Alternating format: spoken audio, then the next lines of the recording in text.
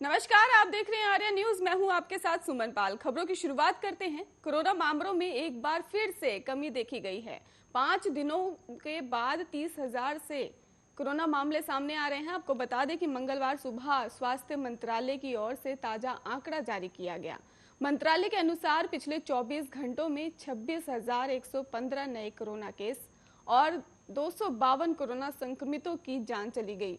वहीं 34,469 लोग कोरोना से ठीक भी हो गए हैं, यानी कि 8,606 एक्टिव केस कम हो गए हैं।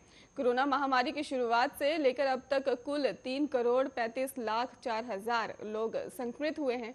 इनमें से 4,45,385 लोगों की मौत भी हो गई है। अच्छी बात यह है कि अब तक 3,27,49,000 लोग ठीक हो गए हैं। देश में कोरोना एक्टिव केस की संख्या 4 लाख से कम है। कुल 3,09,575 लोग अभी कोरोना वायरस से संक्रमित हैं, जिनका इलाज अभी भी जारी है।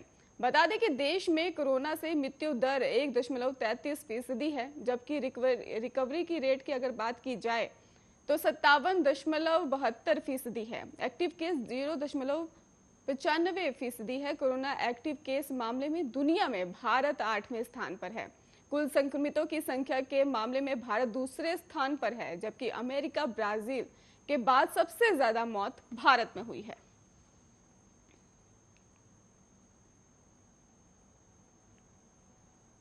ऑपरेशन पूरा होने के बाद अब पार्टी शासित दूसरे राज्यों में हलचल तेज हो गई है। इस बीच बीते शुक्रवार यानी 17 सितंबर को कांग्रेस नेता राहुल गांधी ने राजस्थान के पूर्व उप मुख्यमंत्री सचिन पायलट के साथ मैराथन बैठक की। आपको ये भी बता दें कि सूत्रों के हवाले से ये भी खबर है कि इस बैठक के दौरान दोनों नेताओं के बीच राजस्थान की स्थिति के साथ ही 2024 लोकसभा चुनाव के लिए पार्टी के लक्ष्य पर भी चर्चा हुई है। संयोग यह है कि कैप्टन अमरिंदर सिंह के पंजाब के सीएम पद से इस्तीफा देने से ठीक एक दिन पहले ये बैठक हुई। इस बैठक में अगर बात की जाए इस साल की, तो राहुल गांधी और सचिन पायलट की इस तरह की बैठक ये पहली बैठक थी। पायलट जुलाई 2020 तक राजस्थान कांग्रेस के अध्यक्ष और उप मुख्यमंत्री थे। हालांकि मुख्यमंत्री अशोक गहलोत के खिलाफ बागी रवैया अपनाने के बाद उनसे ये दोनों ही पद वापस ले लिए गए थे। पार्टी के एक सूत्र के मुताबिक राहुल और सचिव की बैठक के दौरान राजस्थान में पायलट की बहाली को लेकर गंभीर रूप से चर्चा की गई। हालांकि पार्टी के एक वरिष्ठ नेता ने नाम जाहिर न करने की शर्त पर यह कह दिया कि राजस्थान में फिलहाल किसी बड़े फेरबदल की उम्मीद नहीं है।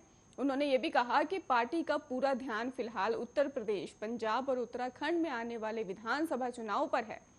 इन सभी राज्यों में 2022 के शुरुआती 6 महीनों में चुनाव होने हैं। कांग्रेस के एक अन्य वरिष्ठ नेता ने बताया कि राहुल गांधी की योजनाओं का ये 2024 लोकसभा चुनाव को ध्यान में रखते हुए ही राज्य में फेरबदल किए जाएं। अगर कोई बदलाव होता है तो पायलट की राजस्थान सरकार में वापसी होती है, तो इसे अगले आम चुनाव के लिए कांग्रेस की तैयारी के तौर पर देखा जाना चाहिए। राजस्थान, पंजाब, मध्य प्रदेश, गुजरात, उत्तराखंड और हिमाचल प्रदेश ही ऐसे राज्य हैं जहां कांग्रेस सीधे तौर पर बीजेपी को टक्कर दे रही है।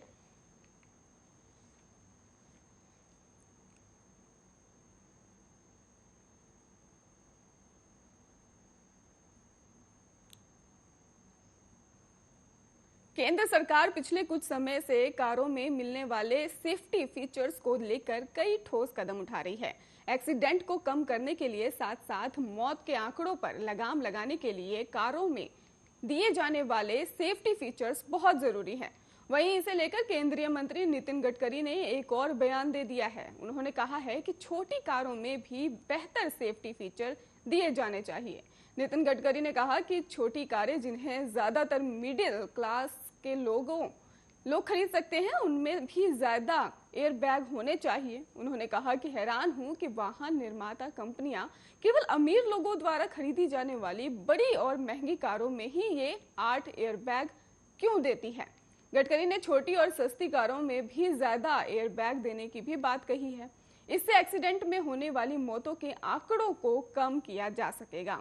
गडकरी ने यह भी कहा है कि जब ऑटो इंडस्ट्रीज पर इसको लेकर परेशान है कि ज्यादा टैक्स, उत्सर्जन मानक और सख्त सुरक्षा नियमों के चलते गाड़ियों के दाम बढ़ गए हैं। गडकरी ने कहा कि ज्यादा मिडिल क्लास के लोग छोटी और सस्ती कारें खरीदते हैं और अगर उनकी कार में एयरबैग नहीं होंगे जब वो एक्सीडेंट होते हैं तो इसमें ज्यादा नुकसान होता है। इसलिए मैं सभी कार निर्माताओं से कारों के सभी वेरिएंट में काम कर रहे 6 एयरबैग देने की अपील करता हूं। इससे पहले केंद्रीय सड़क परिवहन और राज्य मार्ग मंत्री नितिन गडकरी ने ऐलान किया कि भारत का पहला इलेक्ट्रिक हाईवे दिल्ली और जयपुर के बीच जल्द बनाने का प्रयास जारी है।